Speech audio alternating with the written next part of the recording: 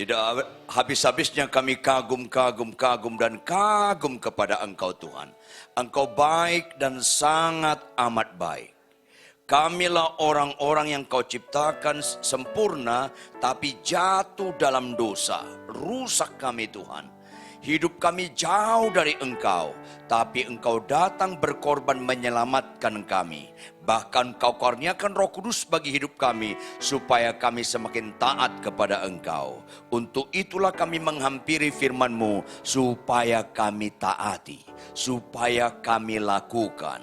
Oleh karena itu Roh Kudus berotoritaslah dalam pemberitaan firman Tuhan. Senangkanlah hati Yesus bagi kemuliaan Allah Bapa, karena di situ letak sukacita kami.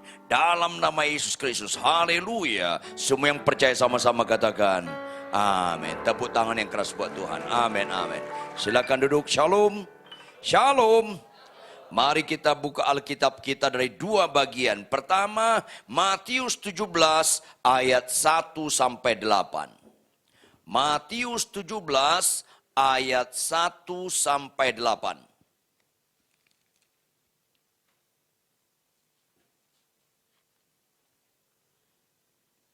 Yang kedua, Kisah Para Rasul 5 ayat 32. Kita mulai Matius 17 dulu.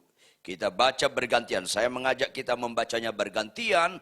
Matius 17 ayat berapa Bapak Ibu? 1 sampai 8. Kita bergantian. Di bawah judul perikop, Yesus dimuliakan di atas gunung. Saya mulai, kita bergantian. 6 hari kemudian, Yesus membawa Petrus, Yakobus, dan Yohanes saudaranya, dan bersama-sama dengan mereka, ia naik ke sebuah gunung yang tinggi. Di situ mereka sendiri saja. Lanjut.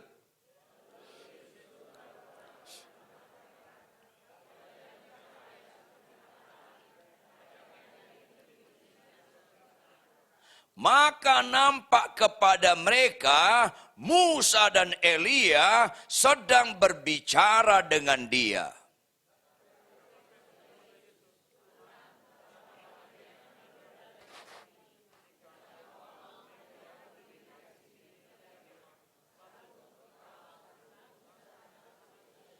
Dan tiba-tiba sedang ia berkata-kata, turunlah awan yang terang menaungi mereka, dan dari dalam awan itu terdengar suara yang berkata, inilah anak yang kukasihi, kepadanya lah aku berkenan, dengarkanlah dia.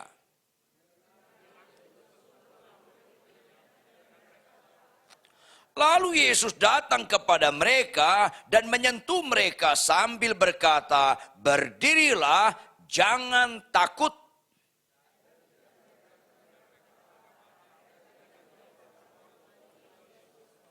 Kecuali, ya, itu ayat kelihatannya sederhana, tapi maknanya sangat amat serius sekali banget. Ini penting, makanya kita buka Kisah Rasul pasal 5. Kisah Para Rasul 5, ayat 32. Kalau sudah dapat sama-sama kita baca.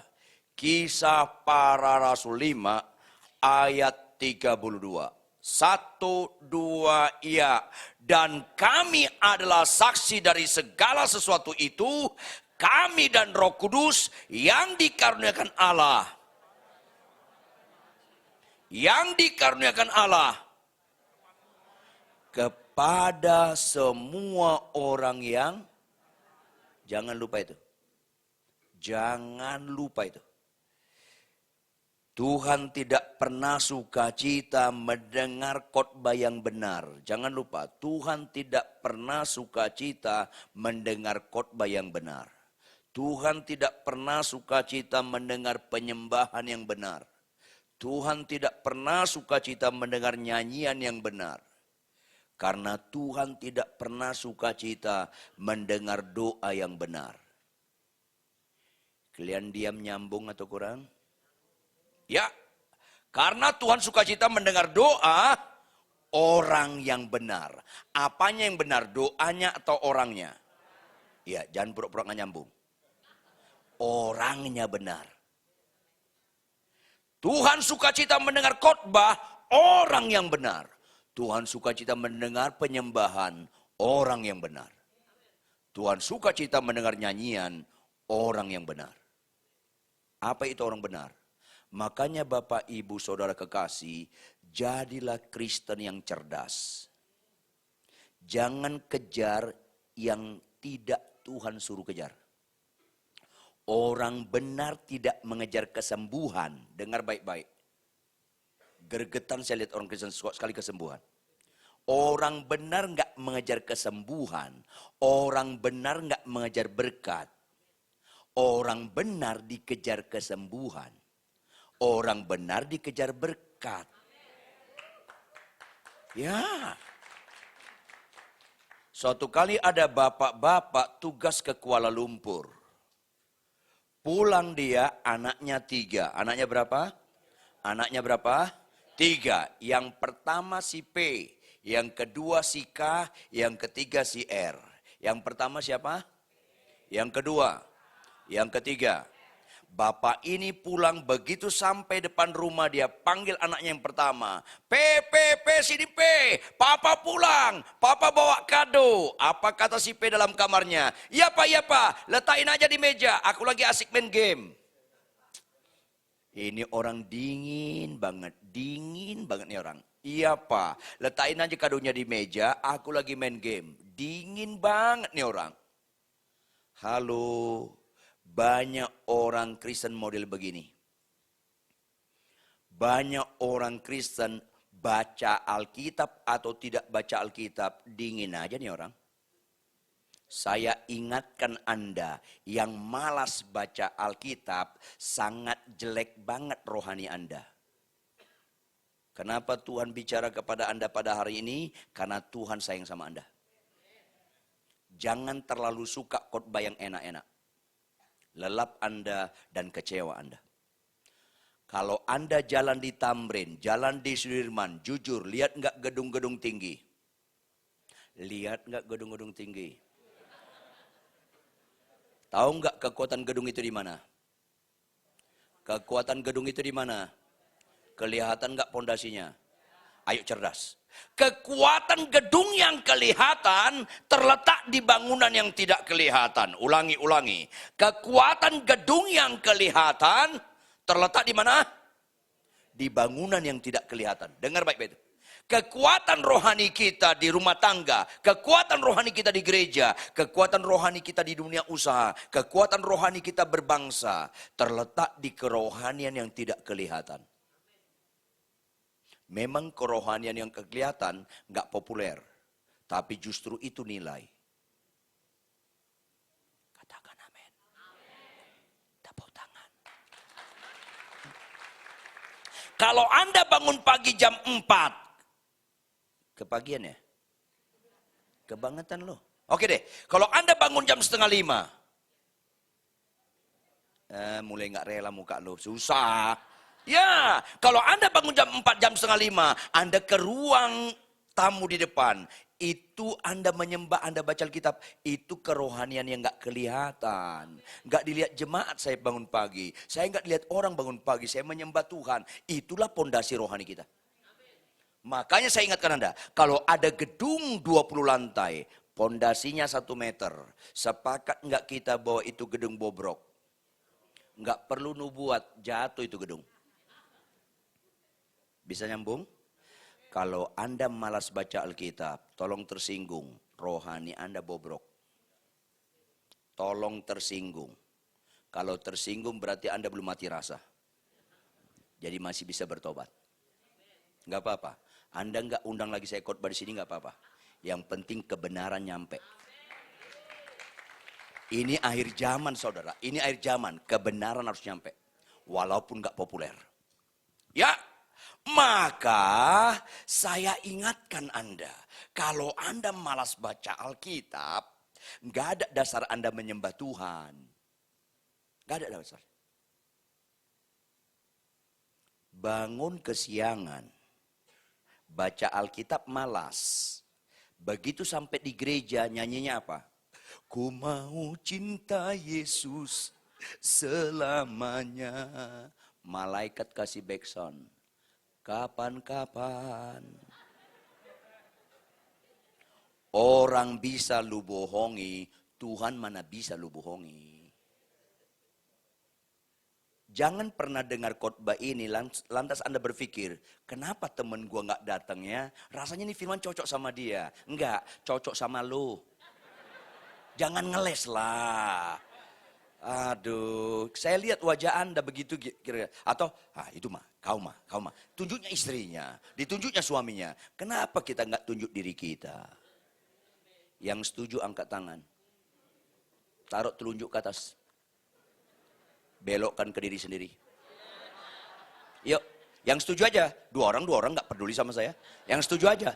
Ikuti ucapan saya. Hai jiwaku, Tuhan sangat sayang sama kamu. Jadi kalau dengar firman Tuhan, hai jiwaku, itu untuk lo. Tepuk tangan yang keras. Ya. Berarti Anda bukan anak murahan. Anda bukan anak gampang. Anda anak pilihan.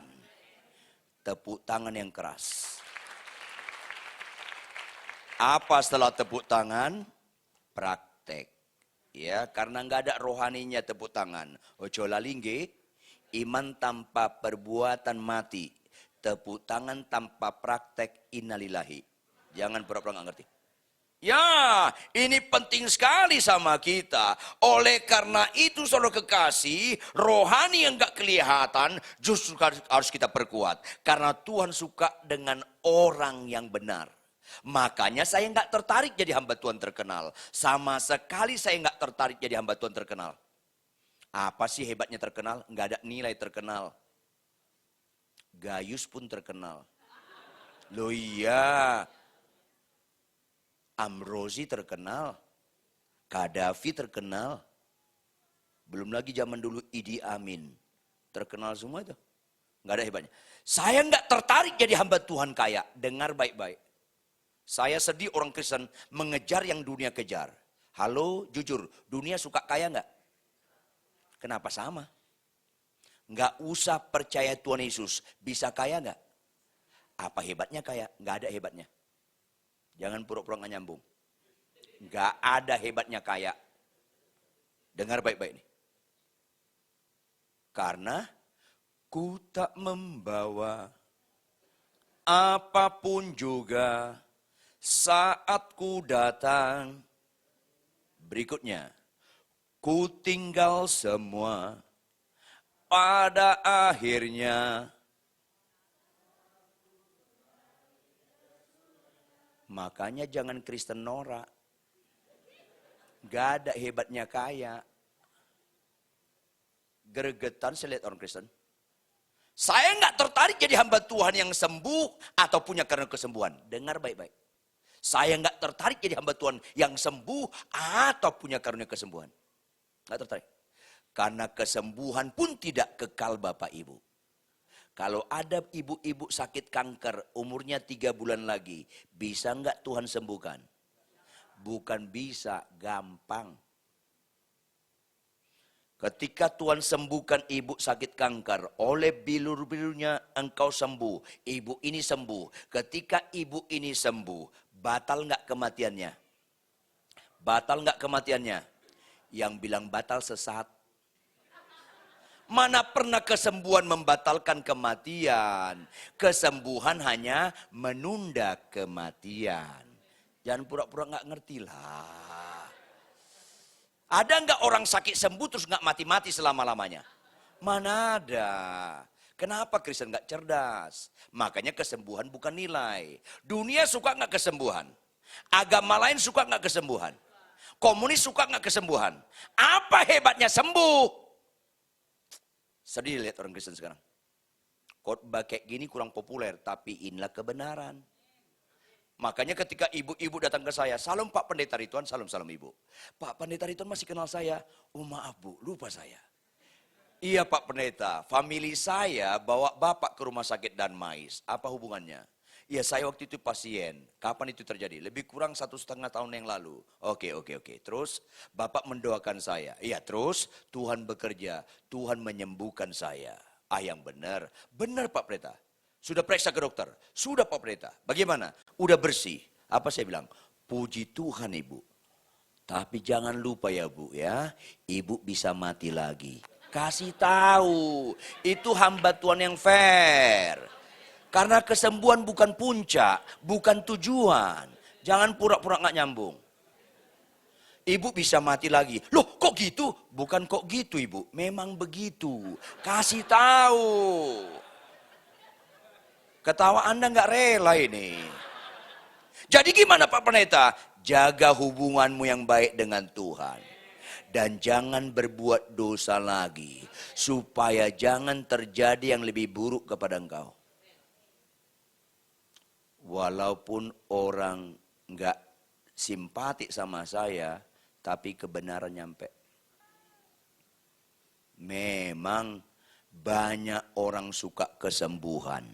Banyak orang suka kaya, sedikit orang suka kebenaran.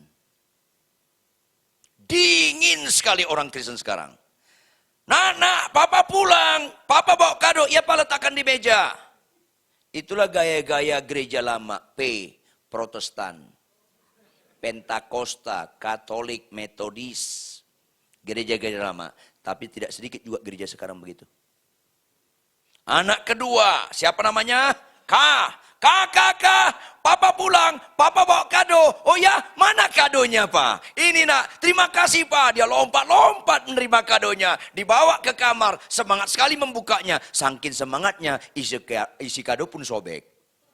Itulah si karismatik. Suka sekali kado. Suka sekali kesembuhan, suka sekali hadiah, suka sekali kekayaan, suka sekali mobil baru, suka sekali jabatan. Sedih rasanya orang Kristen sekarang. Anak yang ketiga, papa pulang. Papa pulang ya? Iya nak, ini kado. Papa sehat. Iya, ini kado. Pa, aku rindu papa. Iya, ini kado. Pa, dia peluk papanya. Bukan kadonya. Itulah si rohani. Dan itu, maafkan saya, langka. Banyak yang terpanggil. Kenapa Anda ada di ruangan ini? Supaya Anda si Ini penting sekali. Jangan kejar kesembuhan, jangan kejar berkat. Kejarlah sumber kesembuhan, kejarlah sumber berkat, kejarlah Yesus. Tepuk tangan yang keras. Ini penting sekali. Akhirnya gereja-gereja sekarang yang utama hilang, yang gak utama dapat.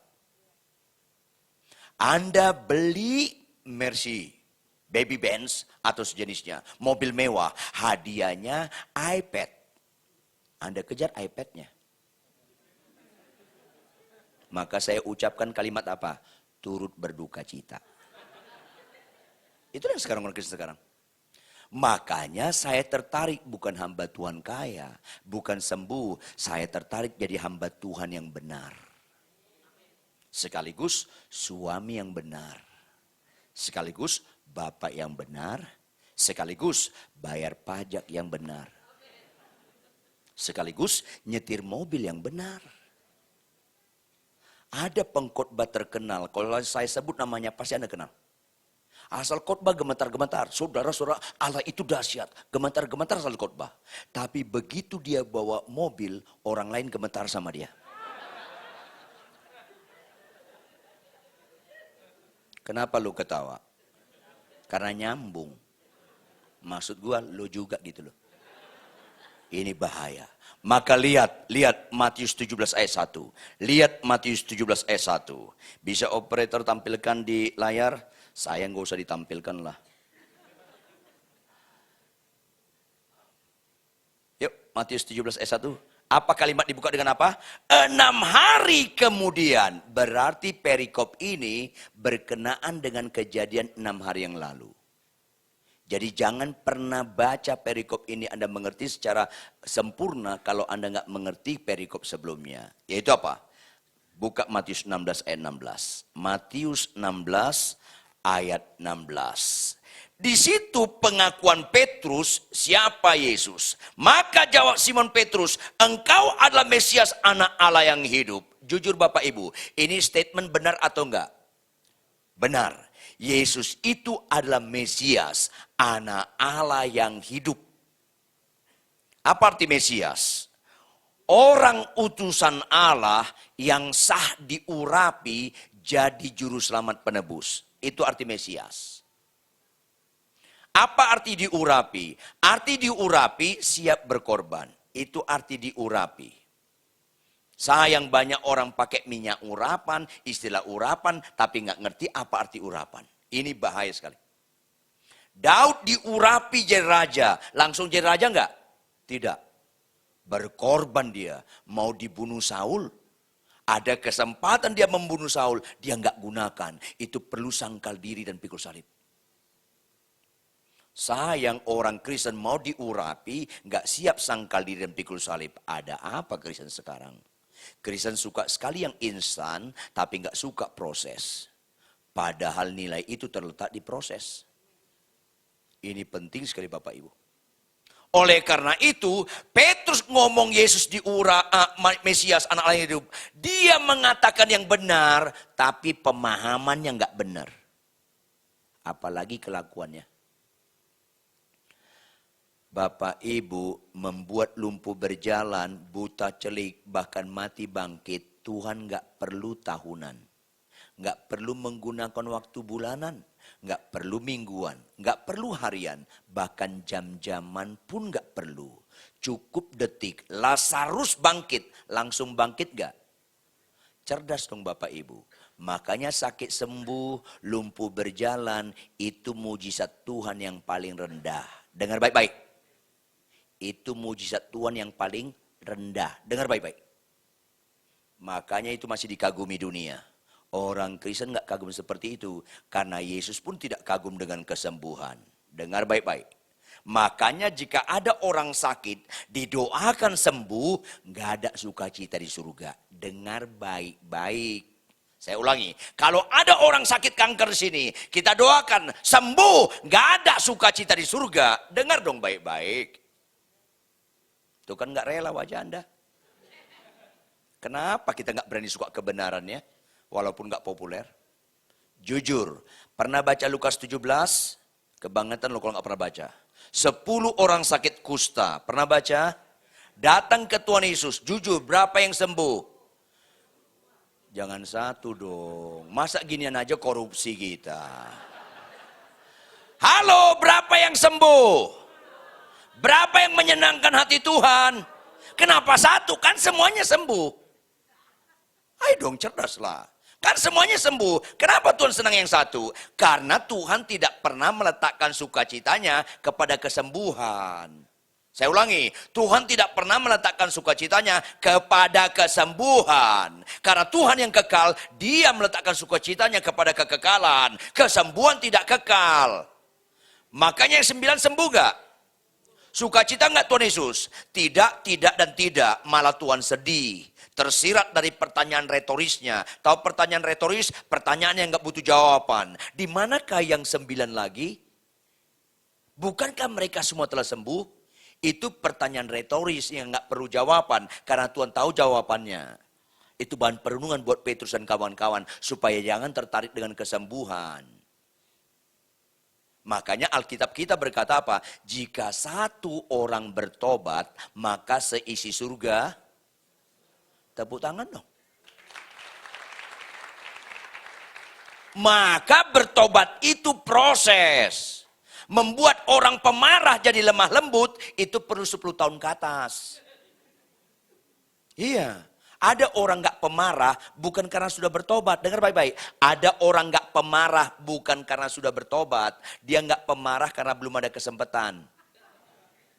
Maafkan saya. Ada orang berzina, ada orang gak berzina bukan karena sudah bertobat, karena belum ada kesempatan. Makanya mujizat yang paling indah dalam Alkitab salah satu apa? Si Ucup. Do you know si Ucup? Yusuf. Iyalah. Yusuf kerja di rumah Om Potifar. Benar? Om Potifar kaya atau miskin? Kaya, dia tinggal di Kuningan sini kalau nggak salah. Boleh dong saya dramatisir sedikit ya, kan saya yang khotbah. Om Potifar tugas ke Australia, tinggal Tante Potifar. Ini Tante Potifar ini nenek moyang Tante Girang ini.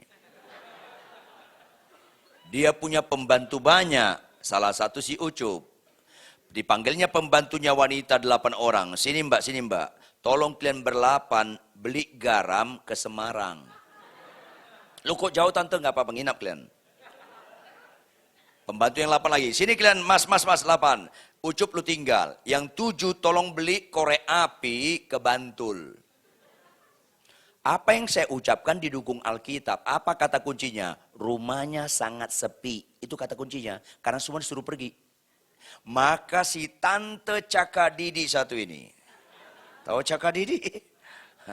Tante genit yang satu ini. Jujur, ngapain dia? Diajaknya Yusuf berzina. Jujur Bapak Ibu, ada nggak kesempatan Yusuf berzina? Ada. Dijamin ketahuan nggak? Enggak. Tapi ada yang tahu nggak Yusuf ngapain? Yusuf ngapain? Lari kemana? Ke sana atau ke sini? Saya mau tanya. Keluar dia. Tepuk tangan yang keras. Ada kesempatan berdosa, dia tidak lakukan. Banyak orang Kristen gak ada kesempatan berdosa, dia ciptakan berdosa. Menjijikkan sekali. Ada orang Kristen dapat kejadian kayak model Tante Potifar. Diajak berzina, terus yang diajak ini apa? Kau yang mulai, aku yang lanjuti. Banyak itu. Menjijikkan juga itu. Mujizat yang paling hebat, ada kesempatan Anda berdosa, Anda berkata tidak terhadap dosa. Itu pekerjaan Roh Kudus. Silakan Anda khotbah, silakan Anda berbahasa roh, silakan Anda menyembah. Tapi kalau Anda dosa, Anda berbuat dosa, Anda nggak ngerti pekerjaan Roh Kudus. Karena ukurannya bukan bahasa roh, ukurannya bukan khotbah, ukurannya bukan mujizat. Lu mau hidup kudus nggak? Itu ukurannya. Itu ukurannya. Hiduplah ke dalam kudus. Ada kesempatan kita korupsi, ada kesempatan kita berzina, dijamin nggak ketahuan, tetap tidak lakukan. Hormatilah salib Kristus. Yang paling hebat orang Kristen adalah bisa berkata iya kepada setiap kebenaran, bisa berkata tidak kepada setiap jenis dosa. Itu keren. Katakan amin. Tepuk tangan yang keras. Ya. Maka kalau kita lihat di sini Petrus, dia mengucapkan yang benar tapi nggak memahami. Lihat Matius 16 ayat 21. Matius 16 ayat 21, operator. Saya bacakan buat Anda. Sejak waktu itu, kata petunjuk waktu pengakuan Petrus tentang Yesus Mesias, maka wajarlah Yesus mulai menyatakan kepada murid-muridnya, menjelaskan kepada murid-muridnya bahwa dia penyandang kemesiasan harus bagaimana? Harus pergi ke Yerusalem, ngapain? Menanggung banyak penderitaan dari pihak tua-tua, imam-imam kepala dan ahli Taurat, lalu dibunuh dan dibangkitkan pada hari ketiga. Itulah Mesias yang Yesus maksud. Setuju nggak Petrus? Enggak. Lihat ayat 22. Sama-sama kita baca ayat 22. Sama-sama kita baca ayat 22. 1, 2, ya. Tetapi Petrus dan apa katanya?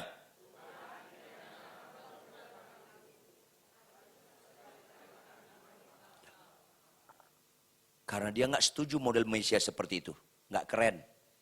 Musa membebaskan orang dari Mesir, dibelah laut. Terbelah like Iron Man. Keren toh? Dibawa ribuan bangsa Israel nyebrang. Kemudian Firaun mengejar sampai di tengah laut. Lautnya digabung.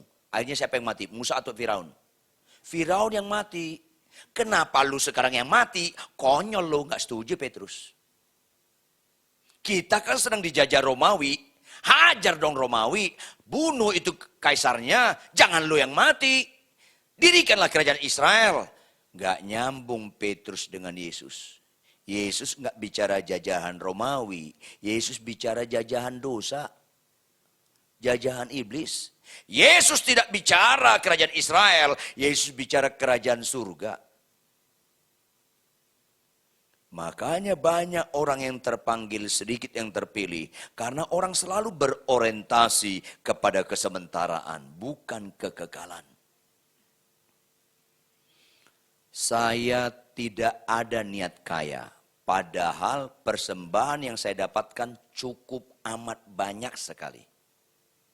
Saya pernah khotbah di Mesir, saya dapat 40.000 pound sterling. Berapa itu? Capek ngaliinnya.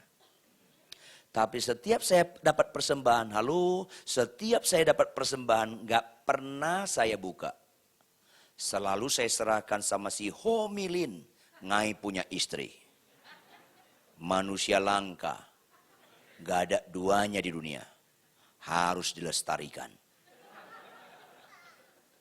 Selalu saya serahkan sama dia, gak pernah saya buka, saya selalu serahkan sama dia. Malam-malam kami berdoa, baru dia buka. Anda tahu di kamar kami ada 7 kotak. Rapi sekali si Homilin satu ini. Maka ketika persembahan dapat, langsung kotak pertama perpuluhan. Langsung itu. Kotak kedua, kebutuhan kami 1 bulan. Catat baik-baik, kami tidak punya deposito. Bulan depan kami tetap bergantung kepada Tuhan. Itu yang kami lakukan. Dan sampai sekarang kami nggak pernah kekurangan dan kami tidak pernah meminta-minta. Ya, itu jelas. Kan doa Bapa kami, berikanlah kami pada hari ini makanannya. Doa kita selalu apa? Berikanlah kami 20 tahun ini makanan secukupnya. Rapelah Tuhan. Supaya aku berikutnya nggak bergantung sama kau Tuhan. Kalian ketawa ini nyambung gak sih? Nyambungnya? Nyambung lah, kebangetan kalau nggak nyambung. Kotak ketiga, Anda tahu, untuk hamba-hamba Tuhan di pedalaman. Ada 113 keluarga hamba Tuhan, tetap kami support tiap bulan. Dan kami sangat senang melakukannya. Makanya saya sedih kalau orang berlomba-lomba mewah. Ada apa kita ini? Tuhan bilang apa? Kumpulkanlah harta yang tidak habis dimakan, ngengat. Ketika kumpulan hamba-hamba Tuhan buat Natal, saya hadir, saya khotbah Natal saat itu. Waduh, semua datang dengan mobil-mobil mewah. Mobil saya sederhana, tapi bisa maju dan bisa mundur. Ya, bisa ngerem, ada lampunya. Dan saya tidak terlambat datang pelayanan. Kan gitu kan. Ada orang mobil mewah, masih terlambat ke gereja ini. Yang terlambat tersinggung loh. Bagus tersinggung loh. Oh Pak, rumah saya jauh. Jangan bicara jauh lah. Macet Pak, jangan bicara macet lah. Terlambat itu pilihan, mau atau nggak mau. Jangan pura-pura nggak ngerti ya. Kalau pesawat Anda ke Bali jam 7 pagi, nyampe di bandara jam berapa? Survei membuktikan sulit banget terlambat di bandara, gampang banget terlambat di gereja. Dengar baik-baik. Kalau enggak tersinggung juga kau udah mati rasa kau itu. Ya. Ya rupanya ujung-ujungnya banyak orang ujung-ujungnya apa? Duit juga. Kalau terlambat di bandara, angus tiketnya. Kalau terlambat di gereja, udah lewat kolektornya. Sakit lu semua. Susah. Kayaknya ketawa lu itu sambil sakit gitu. Kok gua ditonjok hari ini? Gitu. Baguslah. Kenapa? Tuhan sayang sama kita. Untuk itu Bapak Ibu Saudara, seringkali kita nggak sadar, kita nggak ikut Yesus. Dengan nyanyi menyembah terharu-terharu di ibadah minggu. Selesai itu pulang, hidupnya masih tetap mengharukan. Kan repot. Repotlah itu. Ini penting sekali. Makanya seringkali kita berlakon kayak Petrus. Kita tegur Yesus. Tuhan, kiranya Allah menjauhkan itu. Hal itu sekali-kali tak akan menimpa engkau. Petrus nasihati Yesus.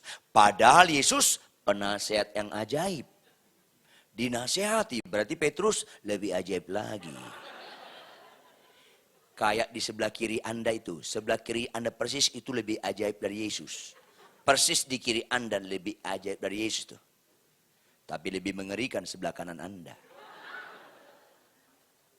Hai suami, kasihlah istrimu. Tuhan, kalau gue kasih dia makin cerewet. Gimana? Oh, kita nasihati Yesus.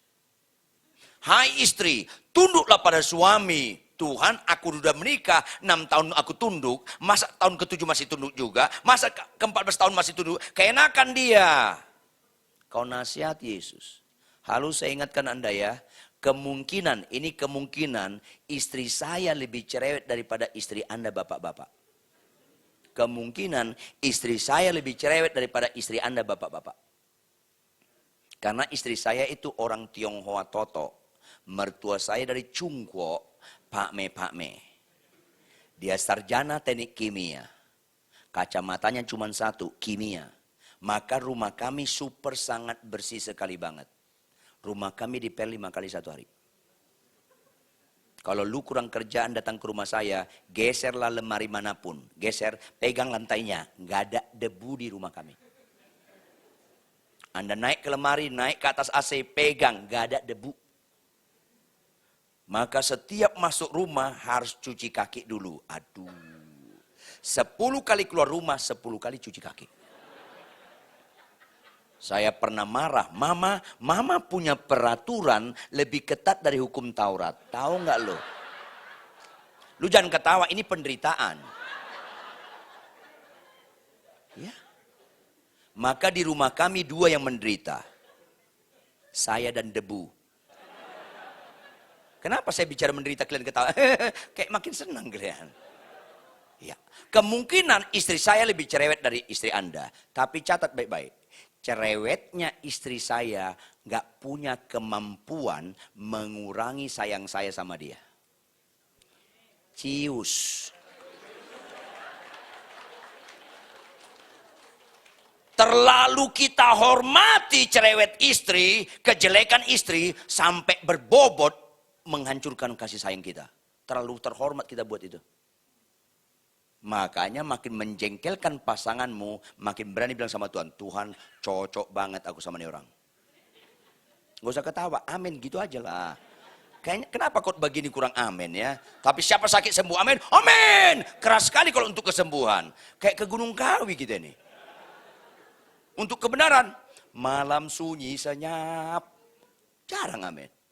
Ya, ibu-ibu dengarkan baik-baik. Saya yakin 100% suami Anda lebih ganteng dari saya. Orang buta pun tahu. Yakin 100%. Tapi saya minta maaf. Saya nggak yakin 100%. Suami Anda lebih cerdas daripada saya dalam mengasihi istri. So sweet. Ya. Itu yang penting. Makanya ganteng dan cantik bukan nilai. Saya ulangi, ganteng dan cantik bukan nilai. Jangan 4 jam di salon. 4 jam lah baca Alkitab. Susah orang Kristen ini. Ibu-ibu kan punya karunia baru. Tahu nggak karunia baru? Karunia ditipu. Ibu-ibu kalau dari salon datang suaminya. Mami cantik sekali. Seneng. Itu ngejek. Anda cantik dari salon. Aslinya jelek. Itu maksudnya. Nggak cerdas kau itu. Jangan tepuk tangan kalau gitu. Lo ikut ngejek lo yang tepuk tangan tuh.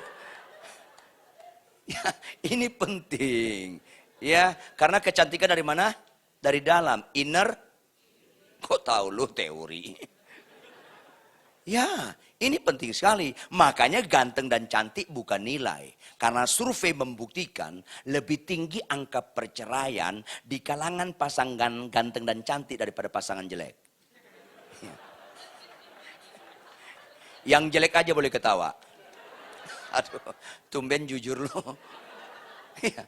Survei membuktikan orang ganteng, cantik, apalagi kaya tanpa Tuhan, lebih potensi nyeleweng. Orang jelek sulit nyeleweng. Disodor-sodorkan pun gak nyeleweng juga, gak ada yang mau nyeleweng. Maka yang jelek diberkatilah kamu. Jangan kalian ketawa gak ngerti maknanya. Ini penting sekali, supaya Anda memiliki nilai yang Tuhan kendaki. Makanya ayat 23, lihat ayat 23, Matius 16 ayat 23. Apa katanya? Maka Yesus berpaling dan berkata kepada Petrus, apa katanya? Nyala iblis. Berikutnya, engkau suatu batu sandungan bagiku, sebab engkau bukan memikirkan apa yang dipikirkan Allah, melainkan. Kalau Yesus ngomong, dia pernah nggak ngomong bohongan atau pasti benar?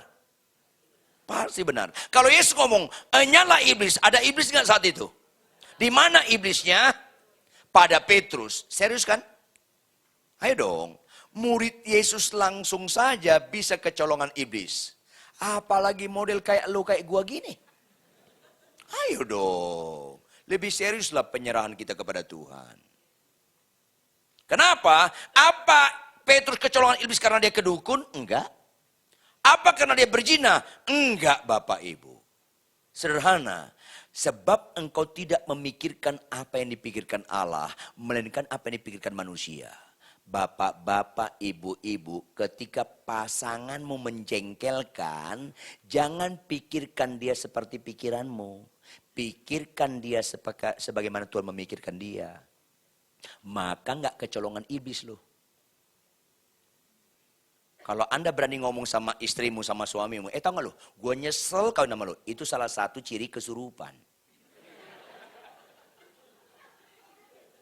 Ayo dong, cerdas lah. Saya ingatkan Anda, kalau ada orang kesurupan di lantai ini, menggelepar-gelepar, mulutnya berbusa, suaranya serem, saya ingatkan Anda, itu kesurupan roh jahat kelas rendah, kopral pangkatnya. Kenapa? Roh jahatnya nggak pinter nyamar. Langsung ketahuan, ini kerasukan roh jahat ini. Langsung ketahuan, nggak canggih dia. Tapi kalau Anda menyesal dengan pasanganmu, Anda niat cerai, mulai Anda lirik orang lain, apalagi Anda mulai menyeleweng, terus Anda tetap menyembah. Kaulah segalanya. Itu kesurupan kelas tinggi itu. Kelas tinggi itu. Roh jahat dalam diri lo canggih banget nyamar. Orang bisa lu bohongi, Tuhan mana bisa lu bohongi. Tanggalkanlah kemunafikanmu. Dengar baik-baik ini. Kenapa firman ini diberitakan? Karena Tuhan sayang sama kita semua. Itu penting. Oleh karena itu saudara, lihatlah 6 hari kemudian Yesus membawa Petrus, Yakobus dan Yohanes saudaranya dan bersama-sama dengan mereka naik ke sebuah gunung yang tinggi. Di situ mereka sendiri saja. Ayat 1 Matius 17. Tiba-tiba Yesus berubah rupa di depan mata mereka. Wajahnya bercahaya seperti matahari. Dan pakaiannya menjadi putih bersinar seperti terang. Seolah-olah Yesus menegaskan, Petrus, aku gampang sekali lebih hebat daripada Iron Man. Aku lebih hebat daripada orang yang kau kagumi. Karena Yesus adalah Tuhan. Tapi aku tidak bekerja menurut pikiranmu. Karena aku bukan raja yang sementara. Tapi aku Tuhan di atas segala Tuhan. Aku raja dari segala raja. Dalam kemuliaannya dia harus berkorban. Lihat ayat 3. Sama-sama kita baca ayat 3. Bisa tampilkan operator? Matius 17 ayat 3. Sama-sama kita baca. 1, 2, iya. Maka nampak kepada mereka. Coba tetap tampilkan ya, operator ya. Coba tetap tampilkan. Anda perhatikan, kalau Anda baca ini dalam tradisi agama Yahudi, gempar sekali. Karena Musa representatif nabi terbesar di kalangan orang Israel. Elia representatif nabi paling spektakuler mujizat-mujizatnya. Yesus dianggap Petrus manusia istimewa, guru yang hebat. Tapi tidak lebih daripada Musa. Sehingga dia berani bentak Yesus. Mana pernah berani Petrus membentak Musa? Ngomong yang jelek aja gak berani. Keramat sekali sama mereka nama Musa. Yesus berani. Ketika tampil begitu, Anda ngerti gak kalimatnya? Musa dan Elia ngapain? Sedang berbicara dengan dia. Berarti Yesus lebih tinggi daripada Musa dan Elia. Kalau Musa dan Yesus bicara dengan Elia, berarti Elia lebih tinggi daripada mereka berdua. Kalau Yesus dan Elia bicara kepada Musa, berarti Musa lebih hebat daripada Yesus daripada Elia. Kenyataan Musa dan Elia yang sedang bicara kepada Yesus. Seperti ada konsultasi di sana. Yesus lebih tinggi daripada Musa dan Elia. Tepuk tangan yang keras. Ini penting. Karena banyak orang Kristen nyanyi. Kaulah segalanya, nyanyi. Yang terutama di dalam Yesus ditinggikan, dimuliakan. Tapi secara etika praktis. Ketika ada pejabat tinggi nelpon Anda. Ketika Ibu Ani Yudhoyono menelpon ibu-ibu. Bu, bisa temenin saya ke Bali? Loh, ini siapa? Ibu Ani Yudhoyono, Ibu Presiden. Oh iya, jam berapa Ibu? Pesawatnya jam 6. Bisa hadir jam 4 di bandara? Oh bisa. Oh langsung bisa. Tapi Tuhan telepon, bisa bangun pagi baca Alkitab? Yalah, bertobat loh. Kita bilang Yesus tinggi, tapi lebih tinggi orang di dalam kehidupan kita secara praktis. Memang Yesus nggak pernah jadi Tuhan dalam hidup lo. Ini penting sekali. Jangan Anda lebih taat kepada orang lain daripada Yesus. Termasuk daripada dirimu. Ini penting sekali. Maka Musa dan Elia itu bukan saja nggak lebih tinggi dari Yesus. Musa dan Elia pun budak Yesus. Saya ulangi, budak Yesus. Saya ulangi, budak Yesus. Kalau nggak percaya Anda, matilah nanti malam, tanya sama mereka. Ya. Rata-rata orang tahu Yesus itu hebat setelah mati. Dia paling tinggi, dia yang harus ditaati. Setelah mati baru sadar, itu namanya expire. Kenapa Anda dengar firman ini? Supaya jangan expire. Tepuk tangan yang keras. Ya, apa yang terjadi pada Petrus? Lihat Petrus ayat 4. Sama-sama kita baca ayat 4. 1, 2, iya. Kata Petrus kepada Yesus, Tuhan. Lanjut.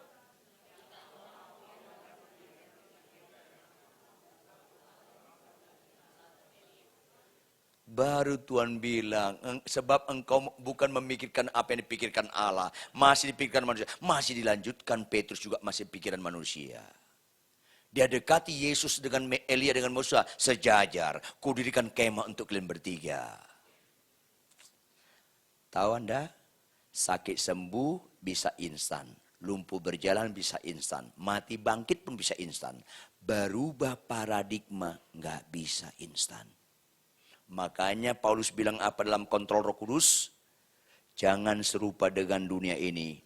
Berubahlah melalui pembaruan budimu. Di mana terletak paradigma, worldview, mindset, tata nilai yang mengendalikan lifestyle. Tanpa perubahan paradigma, perubahan yang luar biasa dalam konsep mindset kita ini. Engkau tidak pernah bertobat secara permanen. Maafkan saya, bulan 2 yang lalu ada pengkhotbah cukup terkenal. Lagi khotbah tiba-tiba dari tengah-tengah jemaat teriak, stop kau khotbah, stop. 2 minggu yang lalu kau perkosa saya. Ngeri sekali. Padahal hamba Tuhan ini cukup lama melayani. Makanya Bapak Ibu jangan maling kita tidur. Jangan berzina kita tidur. Jangan sombong kita tidur. Biarlah maling kita, berzina kita, sombong kita mati. Jangan tidur. Karena tanpa perubahan. Makanya kita khotbah sama orang kaya tegur dosanya. Khotbah sama orang miskin tegur juga dosanya. Enggak peduli saya Anda undang lagi atau tidak. Karena saya nggak tertarik dengan uang Anda. Saya tertarik dengan jiwa Anda. Ketika dalam kebaktian pengacara-pengacara terkenal. Saya bilang satu bagian, saya bilang apa? Hati-hati kalian. Nanti kloter pertama, tahu kloter nggak? Kelompok terbang pertama. Kloter pertama dihakimi Tuhan, pendeta, pengacara, jaksa, hakim, dan pemegang yang keadilan. Itu kloter pertama dihakimi. Marah mereka, ada yang marah. Ada hamba Tuhan peringati saya, Pak Ridwan, jangan khotbah keras-keras, kasar-kasar sama pengacara. Kenapa rupanya? Pak, kalau saya khotbah di situ, kita khotbah yang menyejukkan. Saya habis khotbah, saya ada pengacara ngantongin saya 50 juta. Saya bilang, jahat lo. Lu cinta uangnya, lu gak cinta jiwanya. Apa hebatnya dapat 50 juta? Yang hebat dapat jiwa. Itu yang penting. Karena Yesus mati bukan untuk uang. Yesus mati untuk jiwa-jiwa. Kenapa kita gak jadi teman sekerja Allah? Ini penting Bapak Ibu, ini akhir zaman. Sukalah ada orang berani menegur dosa kita. Sukalah menyadarkan kita supaya kita hidup dalam kebenaran. Itu yang jauh lebih penting daripada harta benda sekalian ini. Itu penting. Perlu kita fokus. Perlu kita militan dalam kebenaran dan kasih. Ini penting sekali. Oleh karena itu, Petrus masih menggunakan pikiran-pikiran dia. Apa yang terjadi? Wajar ayat 5 terjadi. Apa ayat 5? Ayat 5 sama-sama kita baca lagi. 1, 2, iya. Dan tiba-tiba sedang Petrus berkata-kata, turunlah awan yang terang menaungi mereka. Dan dari dalam awan itu terdengar suara yang berkata apa? Kepadanya lah aku berkenan, dengarkanlah dia. Konsekuensi logis, Yesus Mesias penebus, dengarkan dia. Tahu enggak konsekuensi logis ditebus? Kalau kita ditebus, konteks zaman Yesus ada jual beli budak. Dibeli, maka orang yang dibeli itu harus jadi budak pada si pembeli. Maka kita budak Yesus. Dengarkan dia, jangan dengarkan yang lain. Ketika kami misalnya punya pembantu, kami jalan pagi sama istri jam 4:30. Ketika bangun pagi, istri saya panggil, mbak. Loh kok nggak ada? Mbak, mungkin depan mah. Mbak, nggak ada juga. Mbak, tiba-tiba di tangga sebelah dia keluar. Kenapa nyonya? Loh, kok kau di situ? Iya, saya dipanggil mereka. Loh, kamu kan pembantu di sini. Tapi saya dipanggil mereka. Enggak, lu dengarkan kami. Ibu lemah lembut dong. Iya lemah lembut. Lu siapkan tas lu, pulang lu ke Kebumen. Dengarkan Yesus. Begitu istrimu marah-marah, dengarkan Yesus. Begitu suamimu menjengkelkan, dengarkan Yesus. Capek hidup kita kalau nggak mendengarkan Yesus. Ada ibu-ibu nangis-nangis. Pak Pendeta, kebangetan suami saya. Kenapa ibu? 2 tahun yang lalu, suamiku bilang, muka lu kayak pelacur. Bu, capek sekali hidup lu. Kan Tuhan bilang, bacalah firman Tuhan, renungkan firman Tuhan siang dan malam. Firman Tuhan gak menyuruh, renungkanlah makian suamimu siang dan malam. Capek. Dengarkan Yesus. Begitu kau bawa mobil, dipepet orang, dengarkan Yesus. Dipepet orang, lu pepet balik. Dipepet lagi, lu pepet lagi. Dia naik trotoar, puas lu, mampus lu. Sampai di gereja, kaulah segala, apa main sinetron lu pada. Kalian ketawa nyambung kan? Ya nyambung lah, orang lu yang saya sebut. Ini penting sekali Bapak Ibu. Dengarkan Yesus. Ketika mertuamu menyakitkan, ketika menantumu menyakitkan, dengarkan Yesus. Maka orang yang mendengarkan Yesus nggak mungkin sakit hati. Kalau orang mendengarkan Yesus nggak mungkin dendam. Kalau orang mendengarkan Yesus nggak mungkin punya akar pahit. Kalau orang mendengarkan Yesus tidak pernah kecewa dengan perkawinannya. Kalau orang mendengarkan Yesus tidak pernah dia punya penyakit dalam yang merusak hidupmu. Ini penting sekali Bapak Ibu. Makanya hati yang gembira adalah, jangan gitu dong, lengkaplah. Obat apa? Obat yang manjur, karena sekarang banyak obat nggak manjur. Ini penting sekali, dengarkan Yesus. Karena Yesus adalah gembala kita. Yesus Tuhan kita. Dia pemilik hidup kita. Maka bagian-bagian akhir, lihat ayat 6. Mendengar itu tersungkurlah murid-muridnya. Tersungkur ini proskuneo. Mereka menyembah Yesus. Mereka sangat ketakutan. Baru minggu lalu Petrus membentak Yesus. Sekarang mulai terjadi perubahan. Mereka tersungkur dan ketakutan. Mulai beda paradigma mereka melihat Yesus. Ayat 7 dan 8. Lalu Yesus datang kepada mereka dan menyentuh mereka sambil berkata, berdirilah, jangan takut. Ayat 8 sama-sama. 1, 2, ya. Dan ketika mereka mengangkat kepala, mereka tidak melihat seorang pun kecuali kemana Musa? Hilang. Kemana Elia? Hilang. Kemana Musa? Masa lalu. Kemana Elia? Masa lalu. Kalau Musa bisa masa lalu, kalau Elia bisa masa lalu, kenapa diri Anda nggak pernah jadi masa lalu? Apa itu? Bukti kita ikut Yesus. Percayalah kepada Yesus seorang diri. Caranya apa? Sangkal diri dan pikul salib. Supaya jangan kita percaya kepada Yesus termasuk pada diri kita. Makanya diri kita harus masa lalu. Apa itu? Hidupku bukan aku lagi, melainkan tepuk tangan yang keras. Makanya penutup. Kita buka Kisah Rasul pasal 5 ayat 32. Dan kami adalah saksi dari segala sesuatu itu. Kami dan Roh Kudus yang dikaruniakan Allah kepada semua orang yang bangunlah hubunganmu dengan Yesus dengan ketaatan. Apapun itu, mulai dengan sederhana Bapak Ibu. Capek tidak capek, ngantuk nggak ngantuk, besok pagi bangun jam 4. Oke deh, 4:30. Nggak ada amin loh. Memang susah mentaati Yesus ini. Capek tidak capek, ngantuk nggak ngantuk, bangun pagi baca Alkitab. Kok orang Islam sembahyang subuh, orang Kristen ngorok semuanya? Yang mana yang mencintai Tuhan ini? Iya, sedih rasanya orang Kristen ini. Udah malas baca Alkitab, masuk ibadah, nyanyi terharu-terharu. Ada apa orang Kristen ini? Kayak makan ekstasi jadinya. Sehari-hari nggak mau taat. Terus kemudian mau menyembah. Sehari-hari malas baca Alkitab. Tapi suka kesembuhan. Ada apa orang Kristen ini? Penutup, mari kita buka Markus 5 ayat 6-7. Markus 5 ayat 6-7. Bisa ditampilkan operator? Markus 5 ayat 6-7. Sama-sama kita baca. 1, 2, ya. Ketika ia melihat Yesus dari jauh, berlarilah ia mendapatkannya, lalu menyembahnya. Ayat 7. Dan dengan keras ia berteriak, apa urusanmu dengan aku, hai Yesus anak Allah yang maha tinggi? Berikutnya. Berarti ini siapa? Setan. Maafkan saya Bapak Ibu, dengar baik-baik. Ini setan. Setan itu, iblis dan roh jahat ketemu Yesus, menyembah Yesus. Jangan lupa itu.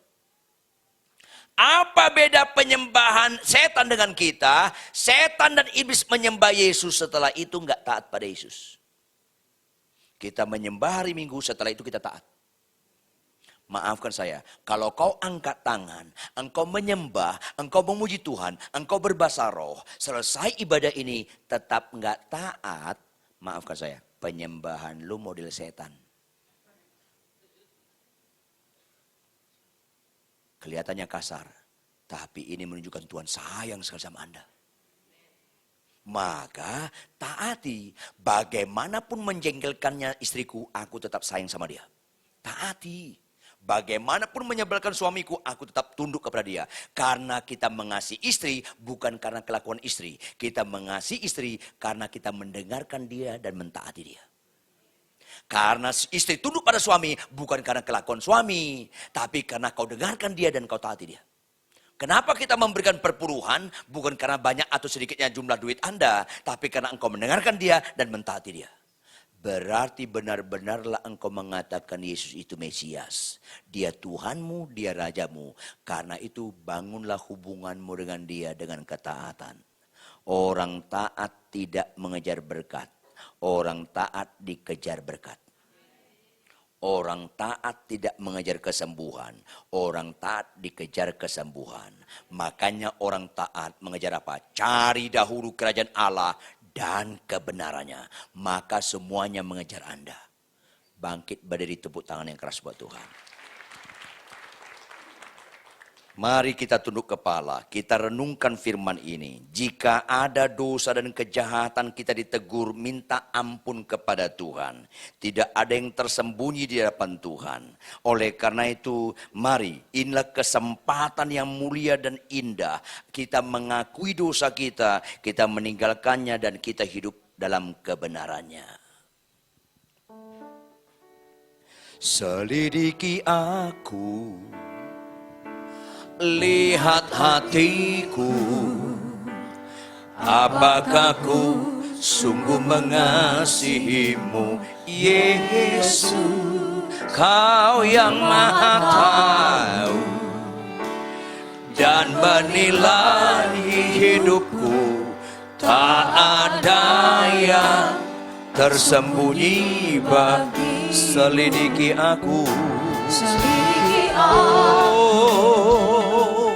lihat hatiku, apakah ku sungguh mengasihimu, Yesus, Kau yang Maha Tahu dan menilai hidupku. Tak ada yang tersembunyi bagi. Mari angkat tangan kananmu. Telah kulihat kebaikanmu yang tak pernah habis di hidupku. Ku berjuang sampai akhirnya Kau dapati aku tetap. Setelah kulihat, ya Tuhan, ya Yesus yang tak pernah habis di hidupku. Ku berjuang sampai akhirnya Kau dapati aku tetap setia. Kau dapati aku tetap setia. Kau dapati aku tetap setia.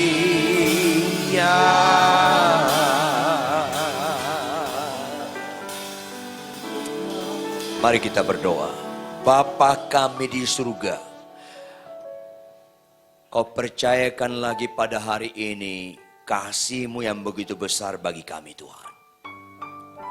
Kebenaran firman ini diberitakan, menunjukkan Kau perlakukan kami bukan sebagai anak-anak gampang, bukan anak-anak murahan, melainkan anak-anak pilihan. Maka wajarlah Kau tegur kami, Kau perbaiki kelakuan kami, Kau didik kami dalam kebenaran.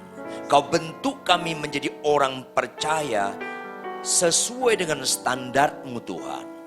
Oleh karena itu jamalah Bapak Ibu seluruh tempat ini Tuhan. Jika ada dosa dan kejahatan kami ditegur, ampunilah kami Tuhan. Betapa dangkalnya kami mengikuti Engkau sekedar sakit sembuh. Betapa dangkalnya kami mengikuti Engkau sekedar memperkaya diri. Tuhan, kami mau lebih dalam lagi mengikuti Engkau Tuhan. Kami mau diubahkan seperti Kristus. Sehingga hidupku bukan aku lagi, melainkan Kristus dalamku boleh menjadi sesuatu yang real dalam kehidupan kami. Untuk itu Tuhan, bongkar terus topeng kami, kemunafikan kami. Perbaiki hidup kami. Sehingga kami adalah orang-orang yang orang benar yang Kau benarkan Tuhan. Kami menjadi suami yang benar, istri yang benar, orang tua yang benar, menantu yang benar, mertua yang benar, anak yang benar, saudara yang benar, opa yang benar, oma yang benar, cucu yang benar, pekerja yang benar, pimpinan yang benar. Apapun kami mau yang benar ya Tuhan. Maka pasti semua berkat mengejar, semua kesembuhan mengejar. Untuk itulah Tuhan berkata, hati yang gembira berdasarkan pelaku firman, itulah obat yang luar biasa. Dalam kebenaran inilah Tuhan, siapa yang sakit di antara kami, jamahlah, sembuhkanlah untuk kami semakin hebat mengabdi kepada Engkau. Jika ada kegoncangan-kegoncangan di antara jemaatmu, kegoncangan pernikahan, kegoncangan rumah tangga, kegoncangan keluarga, kegoncangan dunia usaha, kegoncangan apapun, dalam nama Yesus Tuhan pulihkan, dalam nama Yesus Tuhan teguhkan, dan buat tegak berdiri. Kesetiaan sungguh memberkati mereka, sehingga mereka adalah orang-orang yang berbahagia. Materaikanlah firman ini dengan luar biasa. Berkati Bapak Gembala kami setempat, Bapak Budi, Ibu dan keluarga, seluruh para pekerja di tempat ini, worship leader, singers, pemain musik, penanggung multimedia, soundman, usher, kolektan, sekretariat. Berkati mereka, ingatkan mereka Tuhan, tidak ada yang sia-sia dalam melayani Tuhan. Dalam Kristus Yesus kami sungguh berdoa. Haleluya. Semua yang percaya dan diberkati bersama-sama katakan, tepuk tangan buat Tuhan. Silakan duduk kembali.